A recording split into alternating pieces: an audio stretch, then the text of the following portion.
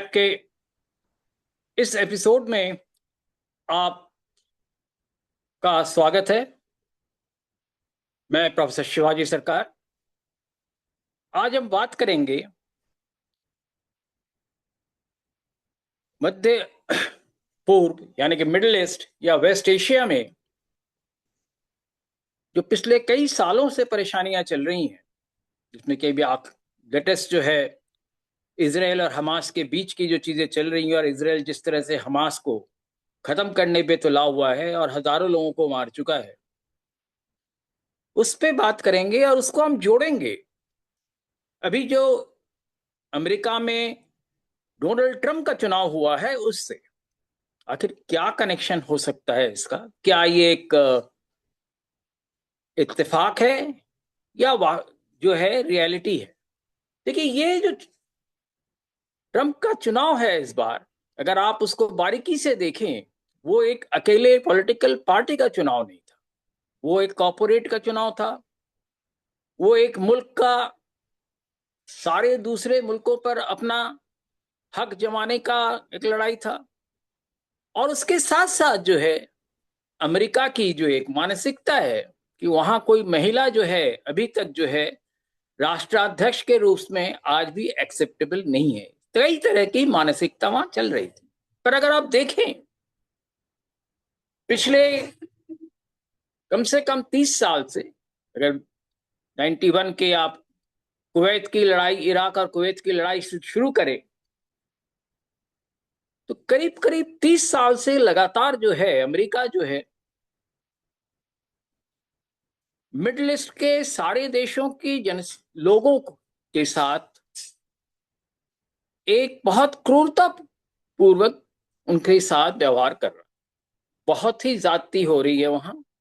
और वहां अगर आप देखिए पिछले कई सालों में, पिछले कई दशकों में इराक खत्म हो गया, वहां के लाखों लोग मारे गए। ईरान पे हमला जारी है और वहां भी बहुत से लोग मारे जा चुके हैं। वहां के कई सरकारें भी बदल चुकी हैं। साथ में सीरिया, लेबनान, जॉर्डन, हर जगह जो है लड़ाई चल रही है। कुछ लड़ाई कहा जा रहा था कि ISIS जो है एक इस्लामिक संगठन है, उससे चल रही थी।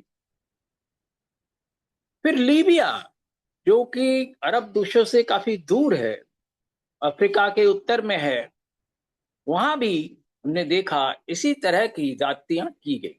ये अमेरिका जो है, और अमेरिका ही अकेले नहीं है, अमेरिका के साथ पूरे नाटो यानी कि पश्चिमी यूरोप के देश जो हैं वो भी उनके साथ है। और वो इस तरह से जो है लगातार इस तरह से जो इन मुल्कों पे लड़ाई लड़ रहे हैं, इसकी वजह क्या है? क्या ये बढ़ाई सिर्फ 30 साल से शुरू हुई है? नहीं। अगर आप उसको बारीकी से देखें, ये लड़ाई शुरू हुई है पहले विश्व युद्ध से, यानी कि 1914, और बल्कि उससे पहले से। ऑटोमन टर्क जो उनका साम्राज्य था, उसके खिलाफ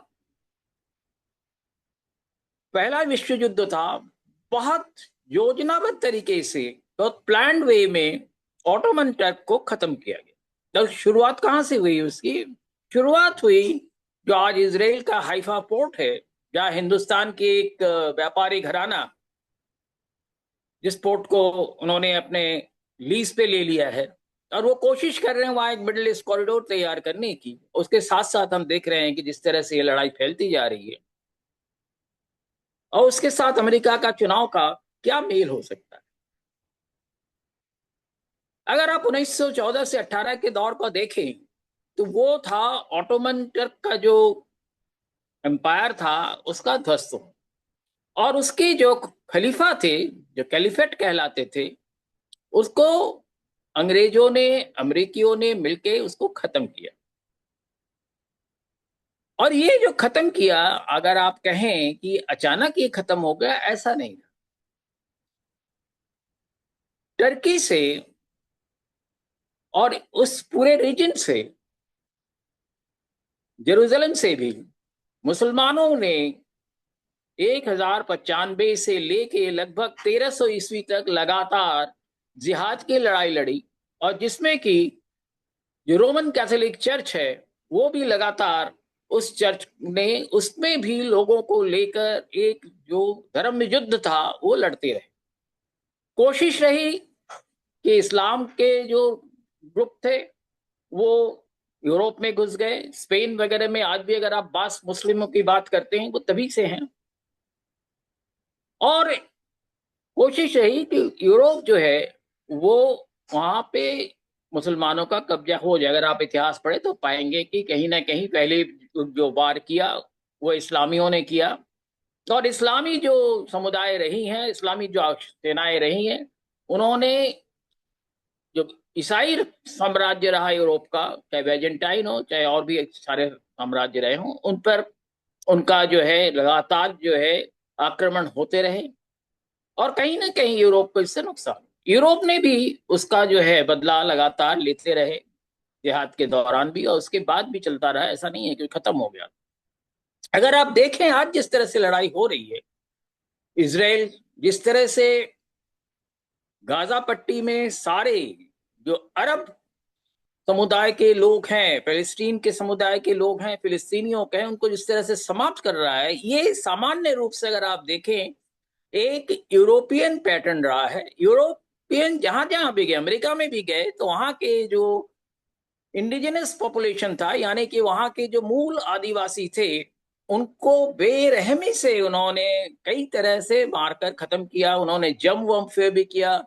उन्होंने जो स्मॉल पॉक्स से इन्फेक्टेड कंबल थे वो उन पर फेंके, और इस तरह से लाखों जो इंडिजिनस पॉपुलेशन थे और जो कि एक बहुत एडवांस सिविलाइजेशन था, इनका और माया दोनों को खत्म किया। ऑस्ट्रेलिया में भी उन्होंने यही किया। पूरा उत्तरी और दक्षिणी अमेरिका में इस तरह से जो मिडिवल एज में, यानी कि मध्य काल में, जो यूरोप का जो पॉपुलेशन एक्सप्लोजन हुआ, वो उस तरह से उन्होंने उसको अमेरिका और ऑस्ट्रेलिया में ट्रांसफर किया और बेरहमी से वहां के मूल निवासियों को मारा। तब जो इसराइल कर रहा है, आप कहेंगे इसराइल अकेले कर रहा है क्या? नहीं, इसराइल अकेले नहीं कर रहा, अमेरिका उसके साथ पूरी तरह से है। क्योंकि अब सारे खत्म होने के बाद इराक और अमेरिका के जितने भी दोस्त थे, सीरिया वगैरह, सारे दोस्त जो है वहां है नहीं। कुछ अरब मुल्क अभी भी उनके साथ है जो उतने वोकल नहीं है पर उनसे दूर भी नहीं है। सऊदी अरेबिया भी है उनमें से एक। तो ये सारे लोग जो है अभी भी इसराइल के साथ है, और अमेरिका के साथ है, इसराइल के साथ उतना नहीं।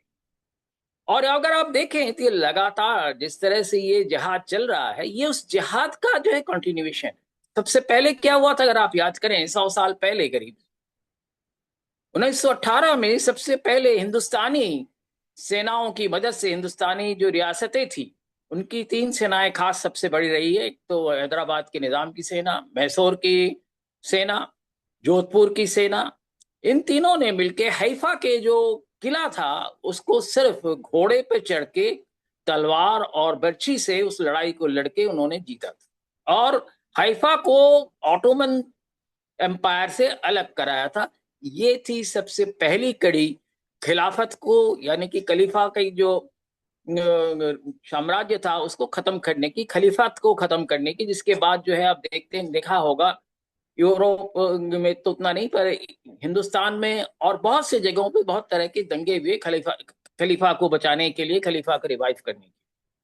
तो आज भी जो वो चीजें चल रही है, अगर आप कहीं ना कहीं देखें, इसका एक ऐतिहासिक बैकग्राउंड है। और ट्रंप का जो चुनाव रहा है, ट्रंप के चुनाव में लोगों ने सोचा, कुछ लोगों का कहना है कि ट्रंप जिस तरह का उनका व्यवहार था, निश्चित रूप से किसी भी हालत में सभ्य नहीं कहा जाता। जिस प्रकार के भाषा का उन्होंने प्रयोग किया, चाहे वो उनके जो राइवल थे कमला हैरिस के लिए या अन्य नैन्सी पेलोसी के लिए, और कई तरह के लोगों के, जिस खास करके महिलाओं के लिए उन्होंने जिस तरह के शब्दों का प्रयोग किया, वो बहुत ही निंदनीय है। और इसके साथ साथ अगर आप जोड़े इसराइल और हमास की जो लड़ाई चल रही है उससे आप देखें, तो ट्रंप ने कभी नहीं कहा कि हम इस लड़ाई को खत्म करें। क्योंकि अमेरिका का जो कोई भी प्रेसिडेंट होता है उसके पास ये अधिकार नहीं है कि लड़ाई कब शुरू करे या खत्म करे। वो उनकी कई तरह की कमेटियां होती है, कई तरह के थिंक टैंक्स होते हैं जो इसको तैयार करते हैं, और वो लड़ाई उस तरह से तैयार होती है, और सालों पहले वो तैयारी करते हैं इसकी। आज भी जो आज हो रहा है कोई ये ना समझे कि अचानक ये हमास और इसराइल के बीच में अचानक ये चीजें शुरू हो गई। साथ में अगर आप देखें, इसराइल का ईरान पे भी अटैक हो रहा है, हिजबुल्लाह का जो लेबनान में है उस पे भी हो रहा है, आसपास के और मुल्कों में भी हो रहा है। और कोशिश इसराइल की यही है कि वहां की सेना की बात नहीं करते, वो वहां की जो लोकल पॉपुलेशन है उसको समाप्त कर रहे हैं। तो ये जो है अमेरिका की मूलभूत पॉलिसी के तहत है कि इस तरह से यूरोपियंस जो है जब तक इस तरह के लोकल पॉपुलेशन को समाप्त नहीं करेंगे, तब तक जो है उनका जो, चाहे कॉर्पोरेट का मोनोपोली हो, चाहे उनका पॉलिटिकल मोनोपोली हो। और इस तरह से सिर्फ ये मतलब ये नहीं है कि इसराइल और हमास पे ही या फिलिस्तीन पे ही रखना है, पर वो पूरे मिडिल ईस्ट से लेके पूरे एशिया तक अपना जो है एक दबदबा रखना चाहते हैं। भारत पे भी आजकल आप देख रहे हैं कई तरह की भारत में भी बातें हो रही है कि हमारे ऊपर किस तरह से कई तरह के दबाव आ रहे हैं। उसकी भी वजह यही है कि वो चाहते हैं कि भारत जो है, जो अमेरिका का ग्रुप है उससे अलग ना होके उनका साथ दे, और जो भी लड़ाई हो, और वो चाहते हैं अगर ईरान तक लड़ाई फैलती है तो भारत जो है, भारत ईरान का जो बॉर्डर पाकिस्तान के साथ है, और वहां से जो भारत का बॉर्डर है उसकी दूरी बहुत ज्यादा नहीं है, 1500 किलोमीटर से कम है। तो यानी कि भारत के आसपास वो लड़ाई आ जाती है। और अमेरिका जो चाहता भी यही है कि इस तरह से जो अगर पूरे हमारे एशिया पे कंट्रोल हो जाएगा तो उनका व्यापार बहुत ज्यादा बढ़ेगा, उनके जो आर्म्स है वो बिकेंगे, उनके बाकी चीजें बिकेंगे, उनके जो इंफॉर्मेशन टेक्नोलॉजी के मशीनरीज हैं उनकी जो दुकानें हैं वो ज्यादा संपन्न होंगी। और अमेरिका में इस वक्त जो जिस तरह का एक अनएम्प्लॉयमेंट है, अमेरिका की जो इकोनॉमी है वो उसको देने के लिए से उनकी ताकत नहीं है। तो वो इन सारी जगहों से ये जो है लोग अमेरिकी लोगों के लिए एक जॉब मार्केट तैयार करना चाहते हैं, और जिसके लिए ये जरूरी है, जैसे कि उन्होंने अमेरिका में किया था, रेड इंडियन जिसको हम कहते हैं उनको समाप्त किया, उन ऑस्ट्रेलिया में लोगों को समाप्त किया, और यूरोप जहां भी गया आप अगर देखें तो उन्होंने बहुत ही क्रूरता से जो वहां के स्थानीय लोग हैं उनके साथ व्यवहार किया। ये जो अमेरिका में इस बार जीता है ट्रम्प, ट्रम्प अकेले नहीं जीते हैं, ट्रम्प के साथ तमाम ऐसे बड़े कॉर्पोरेट जो है लॉबी है, जिसमें हमने देखा कि एलन मस्क भी रहे, है ना। और भी ऐसे तमाम बड़ा नाम आप ले लीजिए, सुंदर पिचाई से लेके किसी का नाम आप ले लीजिए, वो सब उनसे जुड़े हुए। और ये जो है ट्रम्प का जो चुनाव था एक नए लड़ाई की शुरुआत है। वो किस तरह से करेंगे अमेरिका तय करेगा, इसराइल नहीं तय करता। इसराइल जो है सिर्फ उनका फ्रंट है। अमेरिका ये नहीं चाहता है कि उनके जो नागरिक हैं वो जाकर कहीं मरे। इसराइल भी अब यही कर रहा है, वो भारत के लोगों को उनके मर्सिनरी सेना में भर्ती करके वो हमास के खिलाफ लड़ने के लिए भेज। यही अगर हम देखें रशिया भी यही कर रहा है, भारत के लोग वहां भी जाके लड़ाई लड़ रहे हैं यूक्रेन के खिलाफ। तो ये एक बहुत बड़ी जो है नई तरह की कॉर्पोरेट मिलिट्री स्ट्रेटेजी है, जिसके तहत ट्रंप जो है एक सिंबल है सिर्फ, और वो भारत की नहीं, भारत जैसे अनेकों देशों पर अपना दबदबा बनाए रखना चाहते हैं, उनको अपने साथ रखना चाहते हैं, आप कह सकते हैं। उनके साथ रखने में कई चीजें वो कहते हैं, कई तरह की संधियां करते हैं और ये सारी चीजें करते हैं। पर आज तक 2007 में जो हमने न्यूक्लियर टेक्नोलॉजी की बात की थी, न्यूक्लियर कोऑपरेशन की बात की थी, उसमें बहुत ज्यादा भारत को अभी तक कुछ नहीं मिला है। थोड़ा बहुत जो छोटी मोटी चीजें हैं उतनी ही हुई है, पर बड़ी कोई ऐसी चीज अमेरिका के साथ नहीं है। बल्कि उसके बाद भी हमने देखा कि रशिया के साथ जो है हमारा जो है न्यूक्लियर जो रिलेशनशिप है वो ज्यादा बड़ा है। और रशिया जो है अभी दो और बड़े रिएक्टर जो है भारत में कोडमकुलम में यानी तमिलनाडु में लगाने की कोशिश कर रहे हैं।